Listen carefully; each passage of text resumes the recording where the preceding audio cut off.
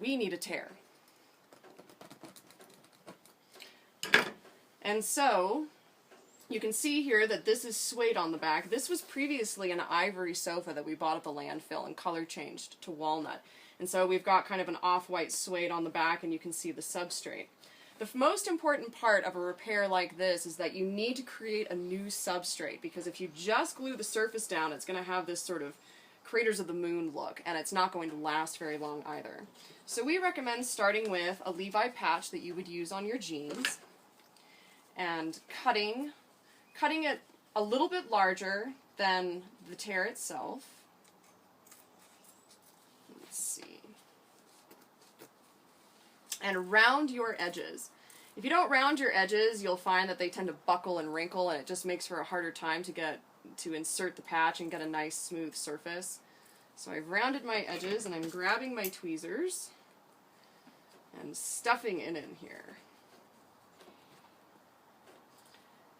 And this is the same logic as slapping some duct tape on the surface, except that it looks a lot better. But you're creating a new substrate. You're creating a new homogeneous surface for everything to flow with everything else, because this leather is a floating surface. Now, feel thoroughly around the edges of it. If you feel a bump somewhere, you need to come back in and work it and get it totally smooth, because any little bump or imperfection will translate in appearance later. So this feels good. I'm ready to glue. I'm going to start with some Loctite vinyl fabric and plastic glue, which is very flexible. You want something really strong that dries flexibly. And grab yourself a toothpick or a large needle, and keep a paper towel handy, because you can see I've already made a mess. And load it up on the suede side or on the patch. Yeah, this stuff's kind of runny, so you have to be careful. And quickly wipe off your excess. And piece it back together as much as you can. If you have a really nasty tear that had, different layers and edges, you may have to carefully piece them back together to get a really nice effect, and you may even have to practice that technique a bit before you actually do the gluing process. This is an easy repair because it's a really clean, straight cut. And you can use a board or a book and apply even, firm pressure to get a nice, smooth surface and give the glue a little time to dry. And you should see when you're done that you've got this new substrate, and it's pretty much shored up and ready to go. I mean, you could even just leave it at that, and it's a huge improvement over the gaping hole that you had previously. Now, if you wanted to go a step farther and get a more aesthetic repair, you can use some super glue. Put your super glue in the crack, and you do want to work minimally, perhaps more than I have. Use your toothpick or needle to work it into that line, and then grab your paper towel and sort of tap off the excess. The paper towel also creates a wonderful sort of texturizing effect.